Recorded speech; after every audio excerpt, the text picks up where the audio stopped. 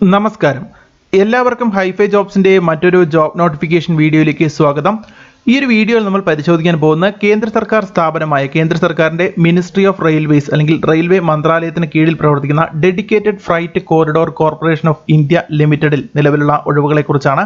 നിരവധി ഒഴിവുകളാണ് നിലവിൽ dedicated freight corridor corporation of India limited അഥവാ DFCC ഓഫ് ഇന്ത്യ ലിമിറ്റഡിൽ നിലവിലുള്ളത്. അപ്പോൾ അതിന്റെ കൂടുതൽ വിവരങ്ങൾ നമുക്ക് ഈ ഒരു വീഡിയോയിൽ പരിശോധിക്കാം. ഓൺലൈനായിട്ടാണ് അപേക്ഷിക്കേണ്ടത്. 1074 ഒഴിവുകളാണ് നിലവിൽ DFCC ഓഫ് ഇന്ത്യ ലിമിറ്റഡിലുള്ളത്. അപ്പോൾ എന്തായാലും ആ പറയുന്ന ഡീറ്റെയിൽസിലേക്ക് നമുക്ക് പോവാം. ആ നോട്ടിഫിക്കേഷൻ നമുക്ക് വിശദമായിട്ട് പരിശോധിക്കാം. ഓരോ പോസ്റ്റിനും വേണ്ട ക്വാളിഫിക്കേഷൻസും മറ്റുള്ള കാര്യങ്ങളൊക്കെ നമുക്ക് പരിശോധിക്കാം. എക്സ്പീരിയൻസോ മറ്റുള്ള കാര്യങ്ങളൊന്നും തന്നെ ആവശ്യപ്പെട്ടിട്ടില്ല. അതിൽ പറഞ്ഞിരിക്കുന്ന വിദ്യാഭ്യാസ യോഗ്യതയുള്ള ആളുകൾക്ക് അപേക്ഷിക്കാം. 1074 ഒഴിവുകളാണ് നിലവിൽ DFCCIL റിപ്പോർട്ട് ചെയ്യപ്പെട്ടിരിക്കുന്നത്. അപ്പോൾ എന്തായാലും എങ്ങനെയാണ് അപേക്ഷിക്കേണ്ടത് എന്ന് കൂടി ഈ ഒരു വീഡിയോയിൽ നമ്മൾ പരിശോധിക്കുന്നുണ്ട്. അതുകൊണ്ട് ഈ ഒരു വീഡിയോ അവസാനം വരെ കാണുക. യോഗ്യരായിട്ടുള്ള ആളുകൾ ഈ ഒരു വീഡിയോ കണ്ടതിന് ശേഷം ഓൺലൈനായിട്ട് അപേക്ഷിക്കാൻ ശ്രമിക്കുക. അപ്പോൾ എന്തായാലും നമുക്ക് ഇന്നത്തെ വീഡിയോയിലേക്ക് കിടക്കാം. ഈ ഒരു ജോബ് നോട്ടിഫിക്കേഷന്റെ കൂടുതൽ വിവരങ്ങൾ നമുക്ക് പരിശോധിക്കാം. അതിനു മുമ്പ് ഈ ഒരു ചാനലിൽ നിങ്ങൾ ആദ്യമായാണ് വരുന്നതെങ്കിൽ ഈ ഒരു ചാനൽ സബ്സ്ക്രൈബ് ചെയ്യുക. തൊട്ടടുത്തുള്ള ബെൽ ഐക്കൺ കൂടി ഇനേബിൾ ചെയ്തു വെക്കുക. അതോടൊപ്പം തന്നെ ഈ ഒരു ചാനലിൽ അപ്ലോഡ് ചെയ്യുന്ന ഇതുപോലെയുള്ള ജോബ് നോട്ടിഫിക്കേഷൻ വീഡിയോസ് നിങ്ങളുടെ സുഹൃത്തുക്കൾക്ക് കൂടി ഷെയർ ചെയ്ത് നൽകുക. ഹൈഫൈ ജോബ്സിന്റെ ഫേസ്ബുക്ക് പേജ്, ടെലിഗ്രാം ചാനൽ എന്നിവയുടെ ലിങ്കുകൾ താഴെ ഡിസ്ക്രിപ്ഷൻ ബോക്സിൽ നൽകിയിട്ടുണ്ട്. താല്പര്യമുള്ളവർക്ക് ഫോളോ ചെയ്യാം. അപ്പോൾ എന്തായാലും നമുക്ക് ഇന്നത്തെ വീഡിയോയിലേക്ക് കിടക്കാം. ഇതാണ് dedicated freight corridor corporation of India limited അഥവാ DFCCILന്റെ ഒഫീഷ്യൽ വെബ്സൈറ്റ് ആയിട്ട് വരുന്നത്. ഈ ഒരു വെബ്സൈറ്റിൽ കയറിയാൽ ഈ ഒരു വെബ്സൈറ്റിന്റെ ലിങ്ക് ഞാൻ താഴെ ഡിസ്ക്രിപ്ഷൻ ബോക്സിലാണ്. നിങ്ങൾക്ക് അവിടെ നിന്ന് ഈ ഒരു വെബ്സൈറ്റിൽ എത്തിച്ചേരാവുന്നതാണ്. ഈ ഒരു വെബ്സൈറ്റിൽ കയറിയാൽ മുകളിലുള്ള ടാബുകളിലായിട്ട് നമുക്കിവിടെ അതർ ലിങ്ക് എന്ന് പറഞ്ഞൊരു സെക്ഷൻ നമുക്കിവിടെ കാണാൻ കഴിയും.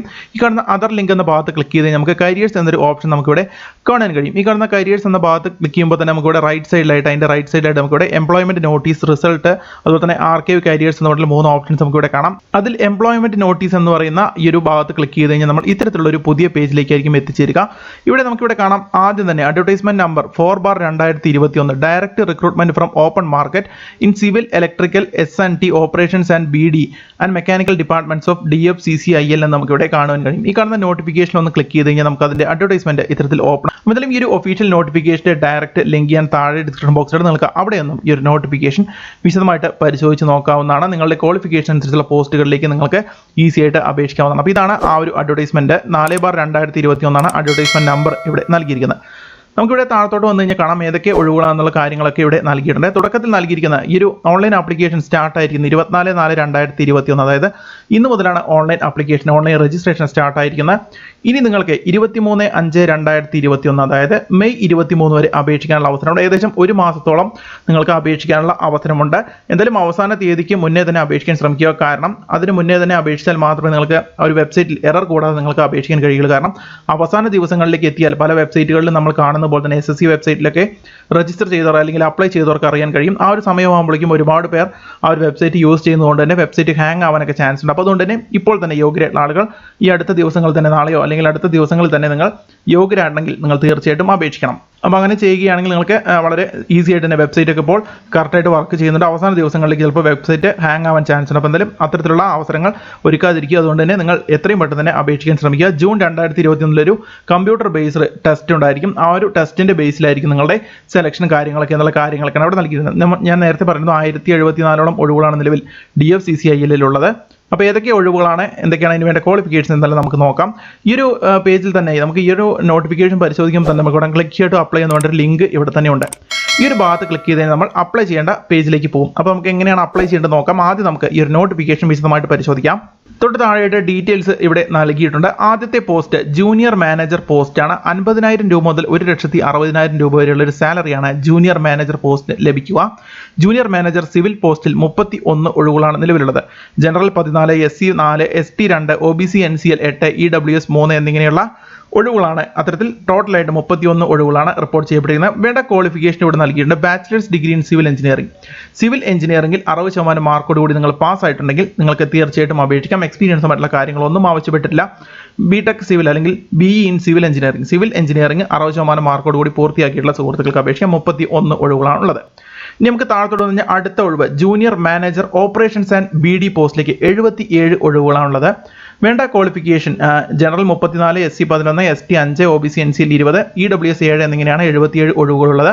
വേണ്ട ക്വാളിഫിക്കേഷൻ എന്ന് പറയുന്നത് 2 വർഷത്തെ MBAയോ അതല്ലെങ്കിൽ PGDBAയോ അതല്ലെങ്കിൽ PGDBMോ അതുമല്ലെങ്കിൽ PGDM in marketing or business operation or customer relation or finance. ഈ പറയുന്ന മേഖലകളിൽ ഏതെങ്കിലും ഒന്നിൽ MBAയോ അല്ലെങ്കിൽ PGDBAയോ PGDBMോ അതുമല്ലെങ്കിൽ PGDMോ കഴിഞ്ഞ ആളുകൾക്ക് അപേക്ഷിക്കാം. മാർക്കറ്റിംഗിലോ ബിസിനസ് ഓപ്പറേഷനിലോ കസ്റ്റമർ റിലേഷനിലോ അല്ലെങ്കിൽ ഫൈനാൻസിൽ ഈ പറയുന്ന ക്വാളിഫിക്കേഷൻസ് 2 വർഷത്തെ ക്വാളിഫിക്കേഷൻസ് ഉണ്ടെങ്കിൽ നിങ്ങൾക്ക് അപേക്ഷിക്കാം. മിനിമം 60% മാർക്കാണ് ഈ പറയുന്ന കോഴ്സുകളിൽ ഉണ്ടായിരിക്കുന്നത്. അപ്പോൾ ഇതിൽ പറഞ്ഞിരിക്കുന്ന കോഴ്സുകളിൽ ഏതെങ്കിലും ഒന്നിൽ നിങ്ങൾക്ക് യോഗ്യതയുണ്ടെങ്കിൽ ഏതെങ്കിലും ഒന്ന് നിങ്ങൾ പാസ്സായിട്ടുണ്ടെങ്കിൽ 60% മാർക്കോട് കൂടി പാസ്സായിട്ടുണ്ടെങ്കിൽ നിങ്ങൾക്ക് അപേക്ഷിക്കാവുന്നതാണ്. തൊട്ട് താഴെ ജൂനിയർ മാനേജർ മെക്കാനിക്കൽ 3 ഒഴിവുകളാണുള്ളത്. ബാച്ചിലേഴ്സ് ഡിഗ്രി ഇൻ മെക്കാനിക്കൽ എഞ്ചിനീയറിംഗിൽ ഡിഗ്രി കഴിഞ്ഞാൽ മെക്കാനിക്കൽ എഞ്ചിനീയറിംഗ് കഴിഞ്ഞ സുഹൃത്തുക്കൾക്ക് അപേക്ഷിക്കാം. അതല്ല ഇലക്ട്രിക്കൽ എഞ്ചിനീയറിംഗ് കഴിഞ്ഞവർക്കും അപേക്ഷിക്കാം. അതുമല്ലെങ്കിൽ മെക്കട്രോണിക്സ് എഞ്ചിനീയറിംഗ് കഴിഞ്ഞവർക്കും അപേക്ഷിക്കാം. അതുമല്ലെങ്കിൽ ഇൻഡസ്ട്രിയൽ എഞ്ചിനീയറിംഗോ അതല്ലെങ്കിൽ പ്രൊഡക്ഷൻ എഞ്ചിനീയറിംഗോ കഴിഞ്ഞ സുഹൃത്തുക്കൾക്കും അപേക്ഷിക്കാം. അതുമല്ലെങ്കിൽ ഓട്ടോമൊബൈൽ എഞ്ചിനീയറിംഗോ മാനുഫാക്ചറിംഗ് എഞ്ചിനീയറിംഗോ ഇൻസ്ട്രുമെന്റേഷൻ ആൻഡ് കൺട്രോൾ എഞ്ചിനീയറിംഗോ കഴിഞ്ഞവർക്കും അപേക്ഷിക്കാം. അതുമല്ലെങ്കിൽ ഇലക്ട്രോണിക്സ് ആൻഡ് കമ്മ്യൂണിക്കേഷൻ എഞ്ചിനീയറിംഗോ ഇലക്ട്രോണിക്സ് എഞ്ചിനീയറിംഗോ കഴിഞ്ഞ സുഹൃത്തുക്കൾക്കും അപേക്ഷിക്കാം. അപ്പോൾ ഇതിൽ പറഞ്ഞിരിക്കുന്ന ഈ ഒരു എഡ്യൂക്കേഷൻ ക്വാളിഫിക്കേഷൻ സെക്ഷനിൽ പറഞ്ഞിരിക്കുന്ന ഡിപ്പാർട്ട്മെന്റുകളിൽ ഏതെങ്കിലും ഒന്നിൽ എഞ്ചിനീയറിംഗ് മിനിമം 60% മാർക്കോട് കൂടി പാസ്സായിട്ടുണ്ടെങ്കിൽ നിങ്ങൾക്ക് ജൂനിയർ മാനേജർ മെക്കാനിക്കൽ പോസ്റ്റിലേക്കും അപേക്ഷിക്കാം. 3 ഒഴിവുകളാണുള്ളത്. അടുത്ത പോസ്റ്റ് എക്സിക്യൂട്ടീവ് പോസ്റ്റുകളാണ്. 30,000 രൂപ മുതൽ 1,20,000 രൂപ വരെയാണ് എക്സിക്യൂട്ടീവ് പോസ്റ്റുകളിലേക്ക് ലഭിക്കുക. നമ്മൾ ഇതുവരെ പരിശോധിച്ച ജൂനിയർ മാനേജർ പോസ്റ്റുകളാണ്. അപ്പോൾ എക്സിക്യൂട്ടീവ് പോസ്റ്റുകൾ നമുക്ക് പരിശോധിക്കാം. ആദ്യമുള്ളത് എക്സിക്യൂട്ടീവ് സിവിൽ പോസ്റ്റാണ്. 73 ഒഴിവുകളാണുള്ളത്. വേണ്ട ക്വാളിഫിക്കേഷൻ എന്ന് പറയുന്നത് ഡിപ്ലോമ ഇൻ സിവിൽ എഞ്ചിനീയറിംഗ് അല്ലെങ്കിൽ സിവിൽ എഞ്ചിനീയറിംഗിലോ അല്ലെങ്കിൽ സിവിൽ എഞ്ചിനീയറിംഗ് ട്രാൻസ്പോർട്ടേഷനിലോ സിവിൽ എഞ്ചിനീയറിംഗ് കൺസ്ട്രക്ഷൻ ടെക്നോളജിയിലോ സിവിൽ എഞ്ചിനീയറിംഗ് പബ്ലിക് ഹെൽത്തിലോ അതുമല്ലെങ്കിൽ സിവിൽ എഞ്ചിനീയറിംഗ് വാട്ടർ റിസോഴ്സിലോ ഇതിൽ പറയുന്ന ഏതെങ്കിലും ഒന്നിൽ നിങ്ങൾക്ക് ഡിപ്ലോമ 3 വർഷത്തെ ഡിപ്ലോമ നിങ്ങൾ കഴിഞ്ഞിട്ടുണ്ടെങ്കിൽ മിനിമം 60% മാർക്കോട് കൂടി ഡിപ്ലോമ പാസ്സായിട്ടുണ്ടെങ്കിൽ നിങ്ങൾക്ക് അപേക്ഷിക്കാവുന്നതാണ്. അപ്പോൾ സിവിൽ എഞ്ചിനീയറിംഗിൽ ഡിപ്ലോമ കഴിഞ്ഞവർക്ക് അപേക്ഷിക്കാം. മറ്റ് ഡിപ്ലോമകളും ഇവിടെ നൽകിയിട്ടുണ്ട്. സിവിൽ എഞ്ചിനീയറിംഗിന്റെ തന്നെ മറ്റ് ഡിപ്ലോമകളാണ്. അപ്പോൾ അതിൽ സിവിൽ എഞ്ചിനീയറിംഗിൽ ഡിപ്ലോമ കഴിഞ്ഞവർക്ക് അപേക്ഷിക്കാം. മിനിമം 60% മാർക്ക് ഉണ്ടായിരിക്കണം. 73 ഒഴിവുകളാണ് എക്സിക്യൂട്ടീവ് സിവിൽ പോസ്റ്റിലുള്ളത്. ഇനി താഴത്തോട്ട് വന്നു കഴിഞ്ഞാൽ അടുത്ത എക്സിക്യൂട്ടീവ് ഇലക്ട്രിക്കൽ പോസ്റ്റുകൾ 42 ഒഴിവുകളാണുള്ളത്. ഡിപ്ലോമ ഇലക്ട്രിക്കലിൽ ഡിപ്ലോമ കഴിഞ്ഞവർക്ക് അപേക്ഷിക്കാം. 3 വർഷത്തെ ഡിപ്ലോമ ഇലക്ട്രിക്കലിൽ കഴിഞ്ഞവർക്ക് അപേക്ഷിക്കാം. അതല്ല ഇലക്ട്രോണിക്സിൽ കഴിഞ്ഞവർക്കും അപേക്ഷിക്കാം. അതുമല്ലെങ്കിൽ പവർ സപ്ലൈയിൽ ഡിപ്ലോമ കഴിഞ്ഞവർക്കും അപേക്ഷിക്കാം. അതല്ലെങ്കിൽ ഇൻസ്ട്രുമെന്റേഷൻ ആൻഡ് കൺട്രോളിൽ ഡിപ്ലോമ കഴിഞ്ഞവർക്കും അപേക്ഷിക്കാം. അതല്ല ഇൻഡസ്ട്രിയൽ ഇലക്ട്രോണിക്സിൽ ഡിപ്ലോമ കഴിഞ്ഞവർക്കും അപേക്ഷിക്കാം. ഇലക്ട്രോണിക് ഇൻസ്ട്രുമെന്റേഷനിൽ ഡിപ്ലോമ കഴിഞ്ഞവർക്കും അപേക്ഷിക്കാം. അതുമല്ലെങ്കിൽ അപ്ലൈഡ് ഇലക്ട്രോണിക്സിൽ ഡിപ്ലോമ കഴിഞ്ഞവർക്കും അപേക്ഷിക്കാം. അതുമല്ലെങ്കിൽ ഡിജിറ്റൽ ഇലക്ട്രോണിക്സിൽ ഡിപ്ലോമ കഴിഞ്ഞവർക്ക് അപേക്ഷിക്കാം. അതുമല്ലെങ്കിൽ പവർ ഇലക്ട്രോണിക്സിൽ ഡിപ്ലോമ കഴിഞ്ഞവർക്കും അപേക്ഷിക്കാം. അപ്പോൾ ഇതിൽ പറഞ്ഞിരിക്കുന്ന ഈ ഒരു പേജിൽ നൽകിയിരിക്കുന്ന ഈ ഒരു എഡ്യൂക്കേഷൻ ക്വാളിഫിക്കേഷൻ സെക്ഷനിൽ നൽകിയിരിക്കുന്ന ഡിപ്ലോമകളിൽ ഏതെങ്കിലും ഒരു ഡിപ്ലോമ നിങ്ങൾ പാസ്സായിട്ടുണ്ടെങ്കിൽ മിനിമം 60% മാർക്കോട് കൂടി പാസ്സായിട്ടുണ്ടെങ്കിൽ നിങ്ങൾക്ക് എക്സിക്യൂട്ടീവ് ഇലക്ട്രിക്കൽ പോസ്റ്റിലേക്ക് അപേക്ഷിക്കാം. അടുത്ത post executive signal and telecommunication post ആണ്. 87 ഒഴിവുകളാണ് ഉള്ളത്. നമുക്കിവിടെ നോക്കാം. ഡിപ്ലോമ കഴിഞ്ഞ ആളുകൾക്കാണ് അപേക്ഷിക്കാൻ കഴിയുക ഈ പറയുന്ന എക്സിക്യൂട്ടീവ് പോസ്റ്റുകളിലേക്ക്. എക്സിക്യൂട്ടീവ് സിഗ്നൽ ആൻഡ് ടെലികമ്മ്യൂണിക്കേഷനിൽ അപ്ലൈ ചെയ്യണമെങ്കിൽ നിങ്ങൾക്ക് ഇതിൽ പറയുന്ന ഏതെങ്കിലും ഒന്നിൽ ഡിപ്ലോമ ഉണ്ടായിരിക്കണം. ഇലക്ട്രിക്കലിലോ അല്ലെങ്കിൽ ഇലക്ട്രോണിക്സിലോ അല്ലെങ്കിൽ മൈക്രോ പ്രോസസറിലോ അതുമല്ലെങ്കിൽ TV എഞ്ചിനീയറിംഗിലോ അതുമല്ലെങ്കിൽ ഫൈബർ ഒപ്റ്റിക് കമ്മ്യൂണിക്കേഷനിലോ കമ്മ്യൂണിക്കേഷനിലോ അതുമല്ലെങ്കിൽ സൗണ്ട് ആൻഡ് TV എഞ്ചിനീയറിംഗിലോ അതുമല്ലെങ്കിൽ ഇൻഡസ്ട്രിയൽ കൺട്രോളിലോ അതുമല്ലെങ്കിൽ ഇലക്ട്രോണിക് ഇൻസ്ട്രുമെന്റേഷനിലോ അതുമല്ലെങ്കിൽ ഇൻഡസ്ട്രിയൽ ഇലക്ട്രോണിക്സിലോ അതുമല്ലെങ്കിൽ അപ്ലൈഡ് ഇലക്ട്രോണിക്സിലോ അതുമല്ലെങ്കിൽ ഡിജിറ്റൽ ഇലക്ട്രോണിക്സിലോ അതുമല്ലെങ്കിൽ പവർ ഇലക്ട്രോണിക്സിലോ അതുമല്ലെങ്കിൽ ഇൻഫർമേഷൻ സയൻസ് ആൻഡ് ടെക്നോളജിയിലോ അതുമല്ലെങ്കിൽ കമ്പ്യൂട്ടർ ആപ്ലിക്കേഷനിലോ കമ്പ്യൂട്ടർ എഞ്ചിനീയറിംഗിലോ അതുമല്ലെങ്കിൽ കമ്പ്യൂട്ടർ സയൻസിലോ അതുമല്ലെങ്കിൽ കമ്പ്യൂട്ടർ ടെക്നോളജിയിലോ ഏതെങ്കിലും ഒന്നിൽ നിങ്ങൾക്ക് ഡിപ്ലോമ ഉണ്ടായിരിക്കണമെന്നാണ് ആവശ്യപ്പെട്ടിരിക്കുന്നത്. മിനിമം 60% മാർക്ക് ഉണ്ടായിരിക്കണം. അപ്പോൾ ഇതിൽ പറഞ്ഞിരിക്കുന്ന ഏതെങ്കിലും ഒരു ഡിപ്പാർട്ട്മെന്റിൽ ഏതെങ്കിലും ഒരു വിഷയത്തിൽ നിങ്ങൾ ഡിപ്ലോമ പാസ്സായിരിക്കണമെന്നുള്ള വിദ്യാഭ്യാസ യോഗ്യതയാണ് ആവശ്യപ്പെട്ടിരിക്കുന്നത്. അടുത്ത എക്സിക്യൂട്ടീവ് ഓപ്പറേഷൻ ആൻഡ് BD എന്ന് പറയുന്ന പോസ്റ്റാണ്. വേണ്ട ക്വാളിഫിക്കേഷൻ 237 ഒഴിവുകളാണ് എക്സിക്യൂട്ടീവ് ഓപ്പറേഷൻസ് BD പോസ്റ്റിലുള്ളത്. Graduation with not less than 60% mark. അപ്പോൾ അതായത് ഏതെങ്കിലും ഒരു അംഗീകൃത സർവകലാശാലയിൽ നിന്നും ഏതെങ്കിലും ഒരു വിഷയത്തിൽ നേടിയെടുത്ത ഡിഗ്രിയാണ് എക്സിക്യൂട്ടീവ് ഓപ്പറേഷൻസ് ആൻഡ് BD പോസ്റ്റിലേക്ക് വേണ്ട യോഗ്യതയായിട്ട് ഇവിടെ ആവശ്യപ്പെട്ടിരിക്കുന്നത്. 237 ഒഴിവുകളാണ് എക്സിക്യൂട്ടീവ് പോസ്റ്റിലേക്കുള്ള പതിലും ഏത് വിഷയത്തിൽ ഡിഗ്രി കഴിഞ്ഞ ആളുകൾക്കും അപേക്ഷിക്കാവുന്നതാണ്. ഇനി അടുത്ത പോസ്റ്റ് എക്സിക്യൂട്ടീവ് മെക്കാനിക്കൽ പോസ്റ്റാണ്. 3 ഒഴിവുകളാണ് നിലവിലുള്ളത്. ഇതിൽ പറയാൻ പോകുന്ന ഡിപ്പാർട്ട്മെന്റുകളിൽ ഏതെങ്കിലും ഒന്നിൽ ഡിപ്ലോമ കഴിഞ്ഞവർക്ക് അപേക്ഷിക്കാം. മെക്കാനിക്കൽ കഴിഞ്ഞവർക്ക് അപേക്ഷിക്കാം. അല്ലെങ്കിൽ ഇലക്ട്രിക്കലിൽ ഡിപ്ലോമ കഴിഞ്ഞവർക്ക് അപേക്ഷിക്കാം. അല്ലെങ്കിൽ ഇലക്ട്രോണിക്സിൽ ഡിപ്ലോമ കഴിഞ്ഞവർക്ക് അപേക്ഷിക്കാം. അതുമല്ലെങ്കിൽ മാനുഫാക്ചറിംഗിൽ ഡിപ്ലോമ കഴിഞ്ഞവർക്ക് അപേക്ഷിക്കാം. അതുമല്ലെങ്കിൽ മെക്കട്രോണിക്സിൽ ഡിപ്ലോമ കഴിഞ്ഞവർക്ക് അപേക്ഷിക്കാം. അതുമല്ലെങ്കിൽ പ്രൊഡക്ഷൻ എഞ്ചിനീയറിംഗിൽ ഡിപ്ലോമ കഴിഞ്ഞവർക്ക് അപേക്ഷിക്കാം. ഓട്ടോമൊബൈലിൽ ഡിപ്ലോമ കഴിഞ്ഞവർക്കും അപേക്ഷിക്കാം. അതുമല്ലെങ്കിൽ ഇൻസ്ട്രുമെന്റേഷൻ ആൻഡ് കൺട്രോൾ എഞ്ചിനീയറിംഗിൽ ഡിപ്ലോമ കഴിഞ്ഞവർക്കും അപേക്ഷിക്കാം. മിനിമം 60% മാർക്ക് ഉണ്ടായാൽ മതി. ഈ ലിസ്റ്റിൽ പറഞ്ഞിരിക്കുന്ന ഏതെങ്കിലും ഒരു ഡിപ്പാർട്ട്മെന്റിൽ ഡിപ്ലോമയുള്ളവർക്ക് അപേക്ഷിക്കാം എന്നാണ് ഇവിടെ നൽകിയിരിക്കുന്നത്. ഇനി നമുക്ക് താഴത്തോട്ട് വന്നു കഴിഞ്ഞാൽ അടുത്ത പോസ്റ്റുകൾ ഇനി നമ്മൾ പരിശോധിക്കാൻ പോകുന്ന ജൂനിയർ എക്സിക്യൂട്ടീവ് പോസ്റ്റുകളാണ്. സ്കെയിൽ 25,000 രൂപ മുതൽ 68,000 രൂപ വരെയുള്ള ഒരു സ്കെയിൽ ഓഫ് പേ ആണ് ജൂനിയർ എക്സിക്യൂട്ടീവ് പോസ്റ്റുകളിലേക്ക് ലഭിക്കുക. അപ്പോൾ ഇതുവരെ നമ്മൾ പരിശോധിച്ച പോസ്റ്റുകൾ എക്സിക്യൂട്ടീവ് പോസ്റ്റുകളായിരുന്നു. ഇനി നമ്മൾ പരിശോധിക്കാൻ പോകുന്ന ജൂനിയർ എക്സിക്യൂട്ടീവ് പോസ്റ്റുകളാണ്. 68,000 രൂപ വരെ സാലറി ലഭിക്കുന്ന പോസ്റ്റുകളാണ് ജൂനിയർ എക്സിക്യൂട്ടീവ് പോസ്റ്റുകൾ. ആദ്യത്തേത് ജൂനിയർ എക്സിക്യൂട്ടീവ് ഇലക്ട്രിക്കൽ പോസ്റ്റാണ്. 135 ഒഴിവുകളാണ്. എല്ലാ സെക്ഷനുകളിലും ചേർത്ത് 135 ഒഴിവുകളാണ് ജൂനിയർ എക്സിക്യൂട്ടീവ് ഇലക്ട്രിക്കൽ പോസ്റ്റിലുള്ളത്. അപ്പോൾ ഇനി പറയാൻ പോകുന്ന ജൂനിയർ എക്സിക്യൂട്ടീവ് പോസ്റ്റുകളിലേക്ക് വേണ്ട യോഗ്യത എന്ന് പറയുന്നത് അതാത് മേഖലകളിൽ ഇതിൽ പറഞ്ഞിരിക്കുന്ന മേഖലകളിലുള്ള അതാത് ഡിപ്പാർട്ട്മെന്റുകളിലേക്ക് വേണ്ട ITI യോഗ്യതയാണ് ആവശ്യപ്പെട്ടിരിക്കുന്നത്. അതുമല്ലെങ്കിൽ നമുക്കിവിടെ കാണാം ITIയോ അല്ലെങ്കിൽ 2 വർഷത്തെ അപ്രന്റീസ്ഷിപ്പ് കഴിഞ്ഞവർക്കും അപേക്ഷിക്കാം. അതായത് ഈ പറയുന്ന ജൂനിയർ എക്സിക്യൂട്ടീവ് ഇലക്ട്രിക്കൽ പോസ്റ്റിന് വേണ്ട യോഗ്യത എന്ന് പറയുന്ന ഈ പറയുന്ന ITIയോ അല്ലെങ്കിൽ അപ്രന്റീസ്ഷിപ്പ് സർട്ടിഫിക്കറ്റോ ഉണ്ടായിരിക്കണം. അത് SCVTയുടെ ITI ആയാലും കുഴപ്പമില്ല, NCVTയുടെ ITI ആയാലും കുഴപ്പമില്ല. ഇലക്ട്രിക്കലോ അല്ലെങ്കിൽ ഇലക്ട്രീഷ്യനിലോ അല്ലെങ്കിൽ വയർമാൻ ട്രേഡിലോ അതുമല്ലെങ്കിൽ ഇലക്ട്രോണിക്സ് ട്രേഡിലോ ഈ പറയുന്ന 4 ട്രേഡുകളിൽ ഏതെങ്കിലും ഒരു ട്രേഡിൽ നിങ്ങൾക്ക് ITI ഉണ്ടെങ്കിൽ നിങ്ങൾക്ക് അപേക്ഷിക്കാമെന്നാണ് ഇവിടെ നൽകിയിരിക്കുന്നത്. അപ്രന്റീസ്ഷിപ്പ് നിർബന്ധമല്ല. ITIയോ അതല്ലെങ്കിൽ അപ്രന്റീസ്ഷിപ്പ് എന്നാണ് ആവശ്യപ്പെട്ടിരിക്കുന്നത്. ITI കഴിഞ്ഞവർക്കും അപേക്ഷിക്കാം. അതല്ല നിങ്ങൾ 2 വർഷത്തെ അപ്രന്റീസ്ഷിപ്പ് നിങ്ങൾക്ക് ഇതിൽ കംപ്ലീറ്റ് ചെയ്യാൻ കഴിഞ്ഞിട്ടുണ്ടെങ്കിൽ നിങ്ങൾക്കും അപേക്ഷിക്കാമെന്നാണ് നൽകിയിരിക്കുന്നത്. അത് ITI സർട്ടിഫിക്കറ്റ് SCVT സർട്ടിഫിക്കറ്റ് ആയാലും കുഴപ്പമില്ല, NCVT ആയാലും കുഴപ്പമില്ല. അപ്പോൾ എന്തായാലും ITI കഴിഞ്ഞവർക്ക് വളരെ മികച്ച അവസരം തരാം. 135 ഒഴിവുകളാണ് ഇലക്ട്രിക്കൽ പോസ്റ്റുകളിലേക്കുള്ളത്. അപ്പോൾ എന്തായാലും ഇലക്ട്രീഷ്യൻ ട്രേഡിലോ അല്ലെങ്കിൽ വയർമാനോ അല്ലെങ്കിൽ ഇലക്ട്രിക്കലോ അല്ലെങ്കിൽ ഇലക്ട്രോണിക്സ് ട്രേഡിലോ ഏതെങ്കിലും ഒന്നിൽ ITI കഴിഞ്ഞ ആളുകൾക്ക് അപേക്ഷിക്കാമെന്നാണ് ഇവിടെ നൽകിയിരിക്കുന്നത്. മിനിമം 60% മാർക്കും ഉണ്ടായിരിക്കണം. അടുത്ത junior executive signal and telecommunication 147 ഒഴിവുകളാണ്. നേരത്തെ പറഞ്ഞ പോലെ തന്നെ ITI ആണ് വേണ്ടത്. ITI തന്നെയാണ് വേണ്ടത്. ഇതിൽ പറഞ്ഞിരിക്കുന്ന ട്രേഡുകളിൽ ഏതെങ്കിലും ഒന്നിൽ ITI കഴിഞ്ഞവർക്ക് അപേക്ഷിക്കാം. ഇലക്ട്രോണിക്സ് അല്ലെങ്കിൽ കമ്മ്യൂണിക്കേഷൻ അല്ലെങ്കിൽ ഇൻഫർമേഷൻ ടെക്നോളജി അല്ലെങ്കിൽ TV and radio, electronic instrumentation അതുമല്ലെങ്കിൽ ഇൻഡസ്ട്രിയൽ ഇലക്ട്രോണിക്സ് അതുമല്ലെങ്കിൽ അപ്ലൈഡ് ഇലക്ട്രോണിക്സ് അതുമല്ലെങ്കിൽ ഡിജിറ്റൽ ഇലക്ട്രോണിക്സ് അതുമല്ലെങ്കിൽ പവർ ഇലക്ട്രോണിക്സ് അതുമല്ലെങ്കിൽ കമ്പ്യൂട്ടർ നെറ്റ്വർക്കിംഗ് അതുമല്ലെങ്കിൽ ഡാറ്റ നെറ്റ്വർക്കിംഗ് തുടങ്ങിയിട്ടുള്ള ട്രേഡുകളിൽ ഏതെങ്കിലും ഒരു ട്രേഡിൽ ITI കഴിഞ്ഞ സുഹൃത്തുക്കൾക്ക് അപേക്ഷിക്കാം. SCVT സർട്ടിഫിക്കറ്റ് ആയാലും NCVT സർട്ടിഫിക്കറ്റ് ആയാലും കുഴപ്പമില്ല. അപ്രന്റീസ്ഷിപ്പ് ഉള്ളവർക്കും അപേക്ഷിക്കാം. അപ്രന്റീസ്ഷിപ്പ് ഇല്ലെങ്കിൽ കൂടി ITI ഉണ്ടെങ്കിൽ നിങ്ങൾക്ക് അപേക്ഷിക്കാമെന്നാണ് ഇവിടെ നൽകിയത്. മിനിമം 60% മാർക്ക് ഉണ്ടായിരിക്കണം. അപ്പോൾ നിങ്ങൾ ഈ നോട്ടിഫിക്കേഷൻ കറക്റ്റായിട്ട് വായിച്ച് നോക്കി ഇതിൽ ഏതെങ്കിലും ഒന്നിൽ നിങ്ങൾ ITI പാസ്സായിട്ടുണ്ടെങ്കിൽ നിങ്ങൾക്ക് ഈ പറയുന്ന junior executive signal and telecommunication പോസ്റ്റിലേക്കും അപേക്ഷിക്കാം. അടുത്ത junior executive operations and BD പോസ്റ്റാണ്. വേണ്ട ക്വാളിഫിക്കേഷൻ ITI തന്നെയാണ്. ITI വേണ്ട ട്രേഡ് ഇതാണ്. അതായത് ഏതെങ്കിലും ഒരു ട്രേഡിൽ അതായത് ജൂനിയർ എക്സിക്യൂട്ടീവ് ഓപ്പറേഷൻസ് ആൻഡ് BDയിലേക്ക് അപേക്ഷിക്കണമെങ്കിൽ നിങ്ങൾക്ക് ഏതെങ്കിലും ഒരു ട്രേഡിൽ ITI കഴിഞ്ഞ ആളുകൾക്ക് അപേക്ഷിക്കാം എന്നാണ് ഇവിടെ നൽകിയിരിക്കുന്നത്. 225 ഒഴിവുകളാണത്. ഏതെങ്കിലും ഒരു ട്രേഡിൽ ITI കഴിഞ്ഞവർക്ക് അപേക്ഷിക്കാം.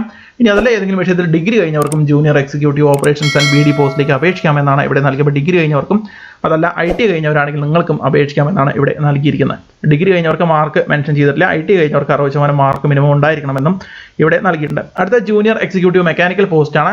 വേണ്ട ക്വാളിഫിക്കേഷൻ ഇതാണ്. ഫിറ്റർ ട്രേഡിലോ അതല്ലെങ്കിൽ ഇലക്ട്രീഷ്യൻ ട്രേഡിലോ അതുമല്ലെങ്കിൽ മോട്ടോർ മെക്കാനിക് ട്രേഡിലോ അതുമല്ലെങ്കിൽ ഇലക്ട്രോണിക്സ് ആൻഡ് ഇൻസ്ട്രുമെന്റേഷൻ ട്രേഡിലോ ഇതിൽ പറഞ്ഞ ട്രേഡുകളിൽ ഏതെങ്കിലും ഒരു ട്രേഡിൽ ITI കഴിഞ്ഞ ആളുകൾക്ക് ഈ പറഞ്ഞ ജൂനിയർ എക്സിക്യൂട്ടീവ് മെക്കാനിക്കൽ പോസ്റ്റിലേക്ക് അപേക്ഷിക്കാം. മിനിമം 60% മാർക്ക് ഉണ്ടായിരിക്കണമെന്നാണ് ഇവിടെ നൽകിയിരിക്കുന്നത്. അപ്പോൾ അതിൽ ഏജ് ലിമിറ്റ് ഇവിടെ നൽകിയിട്ടുണ്ട്. ജൂനിയർ മാനേജർ ആദ്യം പറഞ്ഞ പോസ്റ്റുകളിലേക്ക് 18 വയസ്സ് മുതൽ 27 വയസ്സുള്ളവർക്ക് അപേക്ഷിക്കാം.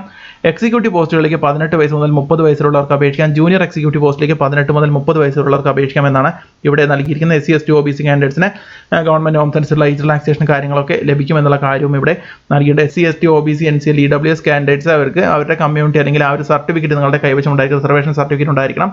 അതായത് എങ്ങനെയായിരിക്കും സെലക്ഷൻ എന്നിവിടെ നൽകിയിട്ടുണ്ട്. അതായത് ഓരോ പോസ്റ്റിനും എങ്ങനെയായിരിക്കും സെലക്ഷൻ എന്നിവിടെ നൽകിയിട്ടുണ്ട്. കമ്പ്യൂട്ടർ ബേസ്ഡ് ടെസ്റ്റ് ആദ്യം ഉണ്ടായിരിക്കും.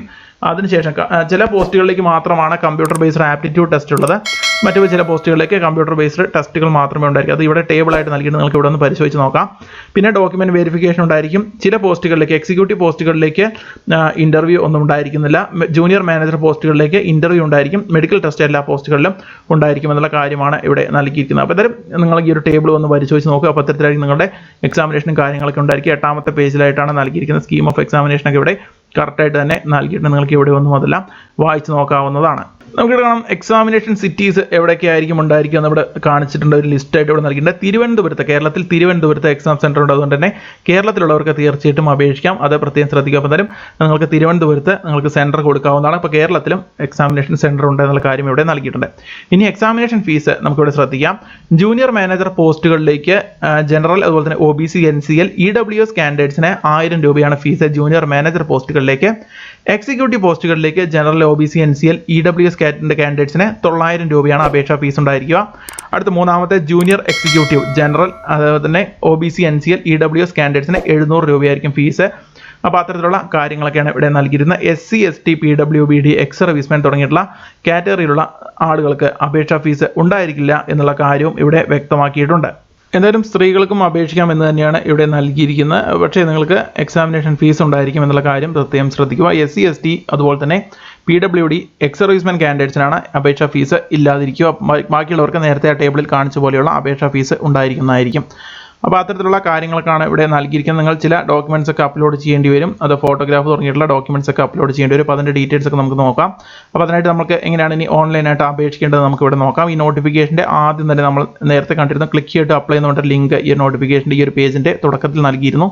അപ്പോൾ ഈ ഒരു ഭാഗത്ത് ക്ലിക്ക് ചെയ്ത് കഴിഞ്ഞാൽ എന്തായാലും ഈ ഒരു പേജിൻ്റെ ഈ ഒരു ലിങ്ക് ഞാൻ ഡയറക്റ്റായിട്ട് നിങ്ങൾക്ക് നൽകാം. അവിടെ ഈ കാണുന്ന ഈ ഒരു ലിങ്കിൽ ക്ലിക്ക് ചെയ്തിട്ട് അപ്ലൈ എന്ന് കാണുന്ന ഈ ഒരു ഭാഗത്ത് ക്ലിക്ക് ചെയ്ത് കഴിഞ്ഞാൽ നിങ്ങൾ പുതിയൊരു ടാബിലേക്ക് ഇത്തരത്തിൽ എത്തിച്ചേരുന്നതായിരിക്കും. ഈ ഒരു പേജിൽ നിന്നുമാണ് നിങ്ങൾ ഓൺലൈനായിട്ട് അപേക്ഷകൾ സമർപ്പിക്കേണ്ടതെന്നുള്ള കാര്യം നിങ്ങൾ പ്രത്യേകം ശ്രദ്ധിക്കുക. നിങ്ങൾ ഓൺലൈനായിട്ട് അപേക്ഷിക്കുന്നതിന് മുമ്പ് നിങ്ങളുടെ കൈവശം ഉണ്ടായിരിക്കേണ്ട കാര്യങ്ങളൊക്കെ ഇവിടെ നൽകിയിട്ട് നിങ്ങളുടെ കൈവശം ഒരു ഇമെയിൽ ID അതുപോലെ തന്നെ നിങ്ങളുടെ മൊബൈൽ നമ്പർ ഉണ്ടായിരിക്കണം. കളർ ഫോട്ടോഗ്രാഫ് മിനിമം 3 മാസത്തിനുള്ളിൽ, അതായത് 3 മാസത്തിൽ കൂടുതൽ പഴയതായിരിക്കരുത്. അപ്പോൾ ഏറ്റവും ലേറ്റസ്റ്റ് ആയിട്ട് എടുത്ത നിങ്ങളുടെ കളർ ഫോട്ടോഗ്രാഫ് വേണം. നിങ്ങളുടെ സ്കാൻ ചെയ്ത സിഗ്നേച്ചറും ആവശ്യമായിട്ട് വരുന്നതായിരിക്കും. അതിൻ്റെ എല്ലാം ഫയലിൻ്റെ എല്ലാം സൈസും കാര്യങ്ങളൊക്കെ ഇവിടെ തൊട്ട് താഴെയായിട്ട് തന്നെ നൽകിയിട്ടുണ്ട്. ഇമേജ് സൈസ് 100 KB ആയിരിക്കണം അതിൻ്റെ സൈസ് മാക്സിമം. അതിൻ്റെ അതിൽ കൂടുവാൻ പാടില്ല. JPG ഫോർമാറ്റ് ആയിരിക്കണം. പിന്നെ മറ്റുള്ള ഇമേജ് നിങ്ങളുടെ ആ ഒരു സൈനൊക്കെ ആണെങ്കിൽ നിങ്ങൾ ചെയ്യേണ്ടത് ബ്ലാക്ക് ഇങ്ക് ഉപയോഗിച്ച് വൈറ്റ് പേപ്പറിലിട്ട സൈൻ ആയിരിക്കണം എന്നുള്ള കാര്യം ഇവിടെ നൽകിയിട്ടുണ്ട്. അതിൻ്റെ സൈസ് മാക്സിമം 100 KB ആയിരിക്കാനേ പാടുകയുള്ളൂ എന്നുള്ള കാര്യവും ഇവിടെ നൽകിയിട്ടുണ്ട്. അപ്പോൾ തന്നെ ഈ ഒരു ഇൻസ്ട്രക്ഷൻസ് ഒക്കെ നിങ്ങൾക്ക് ഇവിടെ ഒരിക്കൽ കൂടി വായിച്ച് നോക്കാമെന്നുണ്ടെങ്കിൽ ഒരു പേജിൽ നിന്നും അതെല്ലാം വായിച്ച് നോക്കിയതിന് ശേഷം പേജിൻ്റെ ഏറ്റവും അവസാനമായിട്ട് I agree എന്ന് പറഞ്ഞൊരു ഡയലോഗ് ബോക്സ് കാണാം. അതിൽ ടിക്ക് ചെയ്യുക. അതിന് ശേഷം സ്റ്റാർട്ട് എന്ന ഭാഗത്ത് ക്ലിക്ക് ചെയ്ത് നമുക്ക് അപേക്ഷ സമർപ്പിക്കാവുന്നതാണ്. ഇനി നിങ്ങൾ അപേക്ഷ സമർപ്പിച്ചതിന് ശേഷം ഈ ഒരു ലിങ്കിൽ തന്നെ വന്നു കഴിഞ്ഞാൽ നിങ്ങൾ ആൾറെഡി രജിസ്റ്റർ ചെയ്ത ആളാണെങ്കിൽ നിങ്ങളുടെ കൂടുതൽ വിവരങ്ങൾ പരിശോധിച്ച് നോക്കാൻ വേണ്ടിയിട്ട് നിങ്ങൾക്ക് ഇവിടെ ആൾറെഡി രജിസ്റ്റേർഡ് കാൻഡിഡേറ്റ്സ് ക്ലിക്ക് ചെയ്തിട്ട് ലോഗിൻ എന്ന ഭാഗത്ത് ക്ലിക്ക് ചെയ്ത് കഴിഞ്ഞാൽ നിങ്ങൾക്ക് വീണ്ടും ലോഗിൻ ചെയ്യാവുന്നതാണ്. പകരം രജിസ്റ്റർ ചെയ്യുന്ന ആളുകൾ ആദ്യം ചെയ്യേണ്ടത് ഈ കാണുന്ന ഡയലോഗ് ബോക്സ് ഇനേബിൾ ചെയ്യുക. അതിന് ശേഷം സ്റ്റാർട്ട് എന്ന ഭാഗത്ത് ക്ലിക്ക് ചെയ്ത് കഴിഞ്ഞാൽ ആ ഒരു ഓൺലൈൻ ആപ്ലിക്കേഷൻ ഫോം ഇത്തരത്തിൽ ഓപ്പൺ ആയി വരുന്നതായിരിക്കും. ആ ഒരു പേജിൽ നിന്നുമാണ് ഈ ഒരു പേജിൽ നിന്നുമാണ് നമ്മൾ അപേക്ഷിക്കേണ്ടതെന്നുള്ള കാര്യം നിങ്ങൾ പ്രത്യേകം ശ്രദ്ധിക്കുക. അപ്പോൾ ഇത്തരത്തിൽ പേജ് ലോഡായി വരും. ഈ ഒരു ഇത്തരത്തിലുള്ള ഒരു പേജ് വരുമ്പോൾ അത് നിങ്ങൾ ക്ലോസ് ചെയ്യുക. അതിനുശേഷം നമുക്ക് ഇവിടെ കാണാം ആദ്യം ചോദിച്ചിരിക്കുന്ന പേഴ്സണൽ ഡീറ്റെയിൽസ് തന്നെയാണ്. ഏത് പോസ്റ്റിലേക്കാണ് നിങ്ങൾ അപേക്ഷിക്കുന്നത് ആ ഒരു പോസ്റ്റ് നിങ്ങൾ ഇവിടെ നിന്ന് നോക്കുക. നോട്ടിഫിക്കേഷൻ നോക്കിയതിന് ശേഷം നിങ്ങളുടെ പോസ്റ്റ് ഏതാണോ ആ ഒരു പോസ്റ്റ് ജൂനിയർ മാനേജർ ആണോ എക്സിക്യൂട്ടീവ് ആണോ ജൂനിയർ എക്സിക്യൂട്ടീവ് ആണോ നിങ്ങളുടെ ഡിപ്പാർട്ട്മെന്റ് ഏതാണെന്നുള്ള കാര്യം നിങ്ങൾ സെലക്ട് ചെയ്യുക. അത് സെലക്ട് ചെയ്തതിന് ശേഷം പിന്നെ പോസ്റ്റ് കോഡ് നിങ്ങൾക്ക് ഇവിടെ നൽകാൻ കഴിയും. ആ ഒരു പോസ്റ്റ് കോഡ് ഓരോ പോസ്റ്റിന്റെ നേരെയും ആ നോട്ടിഫിക്കേഷനിൽ തന്നെ ഉണ്ട്. ആ ഒരു നോട്ടിഫിക്കേഷൻ നിങ്ങൾക്ക് പരിശോധിച്ച് നോക്കിയാൽ കാണുവാൻ കഴിയും. അതായത് നമുക്കിവിടെ കാണാം ഓരോ പോസ്റ്റിന്റെ നേരെയും സീരിയൽ നമ്പർ, പോസ്റ്റ്, അതുപോലെ തന്നെ പോസ്റ്റ് കോഡ് ഇങ്ങനെ 12 എന്നാണ് ഈ പറയുന്ന junior manager operation BD post നൽകിയിരിക്കുന്നത്. അത്തരത്തിൽ ഓരോ പോസ്റ്റ് നേരെ അതിന്റെ പോസ്റ്റ് കോഡ് നൽകിയിട്ടുണ്ട്. അതാണ് ഇവിടെ ചോദിച്ചിരിക്കുന്നത്. ആ ഒരു പോസ്റ്റ് കോഡ് നിങ്ങൾ ഇവിടെ എൻ്റർ ചെയ്യുക.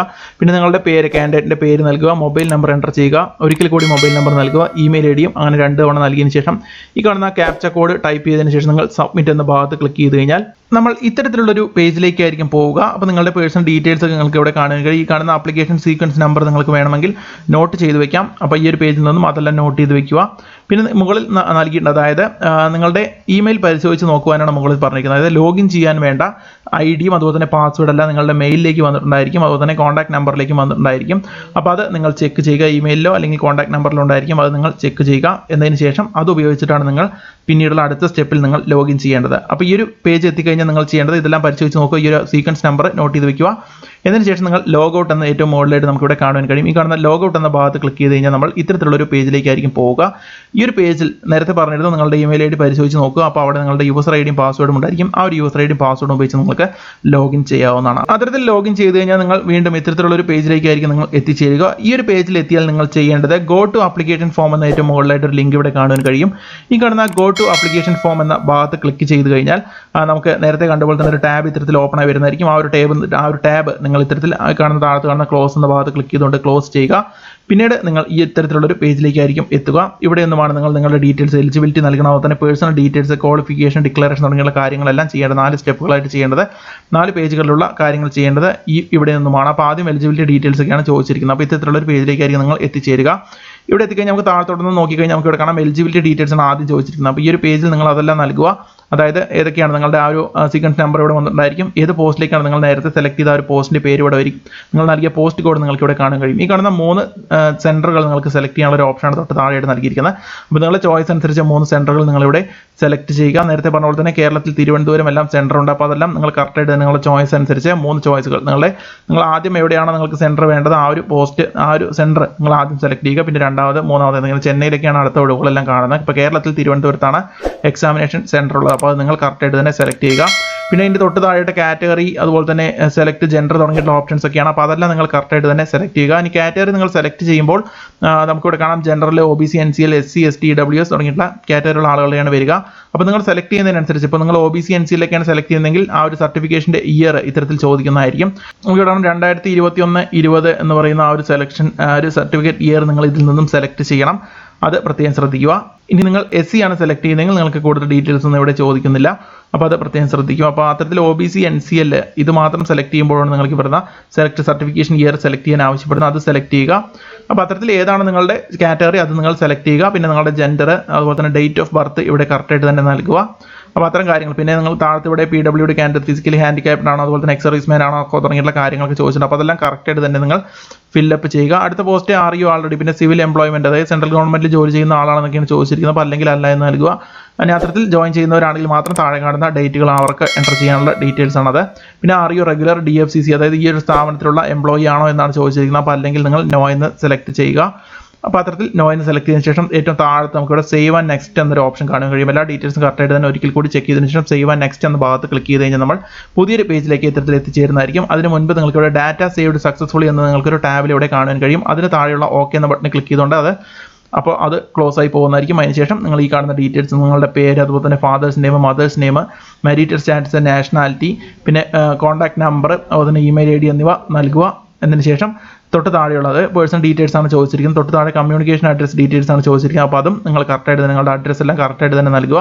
തൊട്ട് താഴെയായിട്ട് പെർമനന്റ് അഡ്രസ്സ് കമ്മ്യൂണിക്കേഷൻ അഡ്രസ്സും സെയിം ആണോ എന്ന് ചോദിച്ചിരിക്കുന്നത്. അപ്പോൾ അതുകൊണ്ട് തന്നെ നിങ്ങൾ S എന്ന് നൽകി കഴിഞ്ഞാൽ നിങ്ങൾക്ക് സെയിം തന്നെ പെർമനന്റ് അഡ്രസ്സിൻ്റെ അവിടെ കോപ്പി പേസ്റ്റ് ആവുന്നതായിരിക്കും. അപ്പോൾ നിങ്ങൾ എൻ്റർ ചെയ്യേണ്ടി വരില്ല. രണ്ടും വ്യത്യാസമുള്ള ആളുകളാണെങ്കിൽ നിങ്ങൾ തീർച്ചയായിട്ടും അത് വേറെ നൽകേണ്ടതുണ്ട്. അപ്പോൾ അത്തരത്തിൽ നൽകിയതിന് ശേഷം ഏറ്റവും താഴത്ത് ഇവിടെ സേവ് ആൻഡ് നെക്സ്റ്റ് എന്ന ഓപ്ഷൻ കാണും. ഒരിക്കൽ കൂടി ആ സേവ് ആൻഡ് നെക്സ്റ്റ് എന്ന ഭാഗത്ത് ക്ലിക്ക് ചെയ്ത് കഴിഞ്ഞാൽ നിങ്ങൾക്ക് വീണ്ടും കാണാം ഡാറ്റ സേവ്ഡ് സക്സസ്ഫുള്ളി എന്ന് നിങ്ങൾക്ക് ഇവിടെ കാണാൻ കഴിയും. അതിൽ ഓക്കെ എന്ന് ക്ലിക്ക് ചെയ്യുക. ഓക്കെ എന്ന് ക്ലിക്ക് ചെയ്ത് കഴിഞ്ഞാൽ നിങ്ങൾക്ക് പിന്നീട് നിങ്ങളുടെ എഡ്യൂക്കേഷൻ ക്വാളിഫിക്കേഷൻസ് ആണ് പിന്നീട് ചോദിച്ചിരിക്കുന്നത്. നിങ്ങളുടെ മെട്രിക്കുലേഷൻ 10th ഡീറ്റെയിൽസ് നൽകുക, നെയിം ഓഫ് ദ ബോർഡ് അതുപോലെ തന്നെ year of passing, institute name, mark, percentage തുടങ്ങിയിട്ടുള്ള ഡീറ്റെയിൽസ് ഒക്കെയാണ് ചോദിച്ചിരിക്കുന്നത്. തൊട്ട് താഴെ +2 ഡീറ്റെയിൽസും ഇതുപോലെ തന്നെ ചോദിച്ചിട്ടുണ്ട്. അപ്പോൾ അതെല്ലാം കറക്റ്റായിട്ട് തന്നെ നിങ്ങൾ എൻ്റർ ചെയ്യുക. +2 ഡീറ്റെയിൽസ് എല്ലാം കറക്റ്റായിട്ട് തന്നെ എൻ്റർ ചെയ്യുക. +2 ഡീറ്റെയിൽസ് അത്തരത്തിൽ എൻ്റർ ചെയ്ത് കഴിഞ്ഞാൽ അടുത്തത് ഡിഗ്രി ക്വാളിഫിക്കേഷൻ ഡീറ്റെയിൽസ് ആണ് ചോദിച്ചത്. അപ്പോൾ ഡിഗ്രി ഉള്ള ആളുകൾ അത് സെലക്ട് ചെയ്ത് നൽകുക. അപ്പോൾ ഡിഗ്രി ബേസ്ഡ് പോസ്റ്റുകൾ അപ്പോൾ അതായത് മാനേജർ പോസ്റ്റുകളിലേക്ക് ഡിഗ്രി ഉള്ളവർക്കാണ് അപേക്ഷിക്കുക. അപ്പോൾ അത്തരത്തിൽ ക്വാളിഫൈഡ് ആയിട്ടുള്ള ആളുകൾ അത് നൽകുക. പിന്നെ നിങ്ങൾക്ക് എക്സ്പീരിയൻസ് ഉണ്ടെങ്കിൽ അത് ചോദിച്ചിട്ടുണ്ട്. അപ്പോൾ അതുള്ള ആളുകളാണെങ്കിൽ എക്സ്പീരിയൻസ് ഉണ്ടെങ്കിൽ അത് നൽകുക. അതല്ല എന്നുണ്ടെങ്കിൽ നിങ്ങളത് നൽകേണ്ടതില്ല, അത് നിങ്ങൾ വെറുതെ വിട്ടാൽ മതി. അപ്പോൾ അത്തരത്തിൽ എക്സ്പീരിയൻസ് ഉള്ള ആളുകളാണെങ്കിൽ അതിൻ്റെ എക്സ്പീരിയൻസിൻ്റെ ഡീറ്റെയിൽസ് ഇവിടെ കറക്റ്റായിട്ട് തന്നെ എൻ്റർ ചെയ്യുക. അത്തരത്തിൽ എൻ്റർ ചെയ്തതിന് ശേഷം നിങ്ങൾ ചെയ്യേണ്ടത് സേവ് ആൻഡ് നെക്സ്റ്റ് എന്നൊരു ഓപ്ഷൻ നിങ്ങൾക്ക് ഏറ്റവും താഴെയായിട്ട് കാണുവാൻ കഴിയും. ആ ഒരു ഭാഗത്ത് ക്ലിക്ക് ചെയ്യുക. അത്തരത്തിൽ ക്ലിക്ക് ചെയ്ത് കഴിഞ്ഞാൽ വീണ്ടും ഡാറ്റ സേവ്ഡ് സക്സസ്ഫുള്ളി എന്ന് കാണാം. അത് ഓക്കെ എന്ന് ക്ലിക്ക് ചെയ്യുക. പിന്നെ നിങ്ങൾ ഏത് പോസ്റ്റിലേക്കാണ് അപേക്ഷിക്കുന്നത് ആ ഒരു പോസ്റ്റിൻ്റെ വേണ്ട അപേക്ഷ ഫീസ് എത്രയാണെന്ന് മുകളിൽ നിങ്ങൾക്ക് കാണിക്കുന്നുണ്ടായിരിക്കും. അപ്പോൾ അപേക്ഷ ഫീസ് ഈ ഒരു പേജിൽ മറ്റുള്ള അതായത് ഈ ഒരു പേജിൽ ഡോക്യുമെൻറ്റ്സ് എല്ലാം അപ്ലോഡ് ചെയ്യാനുണ്ട്. അതെല്ലാം അപ്ലോഡ് ചെയ്തതിന് ശേഷം അടുത്ത പേജിൽ നിങ്ങൾക്ക് പേയ്മെൻറ്റ് നടത്തുവാൻ കഴിയും. അപ്പോൾ പേയ്മെൻറ്റ് എത്ര രൂപയാണ് ഫീസ് അടയ്ക്കുന്നതുള്ള കാര്യം നിങ്ങൾക്ക് മുകളിൽ കാണുവാൻ കഴിയും. നിങ്ങൾ നൽകിയ ഡീറ്റെയിൽസിനനുസരിച്ചുള്ള ഫീസ് ആയിരിക്കും. ഇപ്പോൾ SC ST അതുപോലെ തന്നെ എക്സ്-സർവീസ്മെൻ കാൻഡിഡേറ്റ്സിനൊന്നും എക്സാമിനേഷൻ ഫീസ് ഇല്ല. മറ്റുള്ള ആളുകൾക്ക് എക്സാമിനേഷൻ ഫീസ് ഉണ്ടായിരിക്കും. അപ്പോൾ ഏതൊക്കെ ഡോക്യുമെൻറ്റ്സ് ആണ് അപ്ലോഡ് ചെയ്യേണ്ടത്? നേരത്തെ പറഞ്ഞ പോലെ തന്നെ ഫോട്ടോഗ്രാഫ്, നിങ്ങളുടെ സിഗ്നേച്ചർ, അതുപോലെ തന്നെ ഡേറ്റ് ഓഫ് ബർത്ത് തെളിയിക്കുന്ന സർട്ടിഫിക്കറ്റ്, SSLC സർട്ടിഫിക്കറ്റ് ആയാലും കുഴപ്പമില്ല, അല്ലെങ്കിൽ ബർത്ത് സർട്ടിഫിക്കറ്റ് അപ്ലോഡ് ചെയ്യുക. പിന്നെ അടുത്ത് upload self attested copy of your essential qualification certificate, അതായത് നിങ്ങളുടെ ക്വാളിഫിക്കേഷൻ സർട്ടിഫിക്കറ്റുകളുടെ കോപ്പി സെൽഫ് അറ്റസ്റ്റ് ചെയ്തതിൻ്റെ കോപ്പി നിങ്ങൾക്ക് ഇവിടെ അപ്ലോഡ് ചെയ്യാം. അവിടെ തന്നെ അപ്ലോഡ് യുവർ കാസ്റ്റ് സർട്ടിഫിക്കറ്റ് ഉള്ള ആളുകളാണെങ്കിൽ അതും അപ്ലോഡ് ചെയ്യുക. അപ്പോൾ അത്തരത്തിൽ എല്ലാ ഡോക്യുമെൻറ്റ്സും നിങ്ങൾ അപ്ലോഡ് ചെയ്യും. ഓരോ പോസ്റ്റിൻ്റെ അവിടെയും ക്ലിക്ക് ചെയ്തിട്ട് അപ്ലോഡ് എന്ന ഭാഗത്ത് ക്ലിക്ക് ചെയ്യുമ്പോൾ നിങ്ങൾക്ക് ഇത്തരത്തിലുള്ള പേജ് ആയിരിക്കും വരിക. അവിടെ ബ്രൗസ് എന്ന ഭാഗത്ത് ക്ലിക്ക് ചെയ്ത് കഴിഞ്ഞാൽ നിങ്ങൾക്ക് നിങ്ങളുടെ ഏത് ഡോക്യുമെൻ്റാണ് അപ്ലോഡ് ചെയ്യേണ്ടത് ആ ഒരു ഡോക്യുമെൻറ്റ് നിങ്ങൾക്ക് അപ്ലോഡ് ചെയ്യാം. അതിൻ്റെ തൊട്ട് താഴെയായിട്ട് അതിൻ്റെ സൈസും കാര്യങ്ങളൊക്കെ ഇവിടെ ഇത്തരത്തിൽ നൽകിയിട്ടുണ്ടായിരിക്കും. അപ്പോൾ സൈസ് എല്ലാം കറക്റ്റായിട്ട് നോക്കിയതിന് ശേഷം മാത്രം അപ്ലോഡ് ചെയ്യുക. അത്തരത്തിൽ ഓരോന്നും അപ്ലോഡ് ചെയ്ത് കഴിഞ്ഞാൽ നിങ്ങൾക്കിവിടെ അപ്ലോഡഡ് എന്നൊരു ഓപ്ഷൻ പച്ച നിറത്തിൽ നിങ്ങൾക്കിവിടെ കാണാൻ കഴിയും. ഗ്രീൻ കളറിൽ നിങ്ങൾക്കിവിടെ അപ്ലോഡഡ് എന്ന് കാണാൻ കഴിയും. അത്തരത്തിൽ എല്ലാ ഡോക്യുമെൻറ്റ്സും നിങ്ങളോട് ആവശ്യപ്പെട്ടിരിക്കുന്ന എല്ലാ ഡോക്യുമെൻറ്റ്സും നിങ്ങളിവിടെ അപ്ലോഡ് ചെയ്യുക. കാസ്റ്റ് സർട്ടിഫിക്കറ്റ് അത് നൽകിയ ആളുകൾക്ക് മാത്രമേ വേണ്ടുള്ളൂ. ജനറൽ അതുപോലെ തന്നെ അത്തരത്തിലുള്ള ആളുകൾക്ക് ജനറൽ കാൻഡിഡേറ്റ്സിന് ഇത് ചോദിക്കുന്നില്ല. മറ്റാളുകൾക്കാണ് ഇത് ചോദിക്കുക. അപ്പോൾ അത് കറക്റ്റായിട്ട് തന്നെ നൽകുക. SC ST അതുപോലെ തന്നെ OBC കാൻഡിഡേറ്റ്സ് എല്ലാം അവരുടെ ആ ഒരു കാസ്റ്റ് സർട്ടിഫിക്കറ്റ് കറക്റ്റായിട്ട് തന്നെ എൻ്റർ ചെയ്യാൻ ശ്രമിക്കുക. അതിനുശേഷം തൊട്ട് താഴെയായിട്ട് ഒരു ഡിക്ലറേഷൻ ഫോമാണ്. ഇത്തരത്തിലുള്ള ഒരു ക്യാപ്ച കോഡ് വരും. അത് നിങ്ങൾ കറക്റ്റായിട്ട് എൻ്റർ ചെയ്യുക. അതിനുശേഷം പ്രിവ്യൂ എന്ന ഭാഗത്ത് ക്ലിക്ക് ചെയ്ത് കഴിഞ്ഞാൽ നിങ്ങൾക്ക് ആ ഒരു പേജ്, അതായത് നിങ്ങൾ ഇതുവരെ നൽകിയ ഡീറ്റെയിൽസ് ഒക്കെ നിങ്ങൾക്ക് ഒരിക്കൽ കൂടി പരിശോധിച്ച് നോക്കാവുന്നതാണ്. അത്തരത്തിൽ പരിശോധിച്ച് നോക്കുവാൻ വേണ്ടിയിട്ട് നിങ്ങൾ ഈ കാണുന്ന I agree എന്ന ബട്ടൺ ക്ലിക്ക് ചെയ്തതിന് ശേഷം പ്രിവ്യൂ എന്ന ഭാഗത്ത് ക്ലിക്ക് ചെയ്ത് കഴിഞ്ഞാൽ നിങ്ങൾക്ക് പരിശോധിച്ച് നോക്കാവുന്നതാണ്. അപ്പോൾ അത്തരത്തിൽ പ്രിവ്യൂ നൽകി നിങ്ങൾ പരിശോധിച്ച് നോക്കുക. നിങ്ങൾ പ്രിവ്യൂ എല്ലാം ചെയ്തതിന് ശേഷം സബ്മിറ്റ് ചെയ്ത് കഴിഞ്ഞാൽ നിങ്ങൾക്ക് ഇത്തരത്തിലുള്ള ഒരു പ്രൈവസി നോട്ടീസാണ് ഓപ്പൺ ആയി വരിക. അതിന് താഴെയുള്ള I agree എന്ന ഭാഗത്ത് ക്ലിക്ക് ചെയ്യുക. അത്തരത്തിൽ I agree എന്ന ഭാഗത്ത് ക്ലിക്ക് ചെയ്ത് കഴിഞ്ഞാൽ നിങ്ങൾ ഇത്തരത്തിൽ SBIയുടെ ഒരു പേയ്മെൻറ്റ് ഗേറ്റ് വേയിലേക്കായിരിക്കും പോവുക.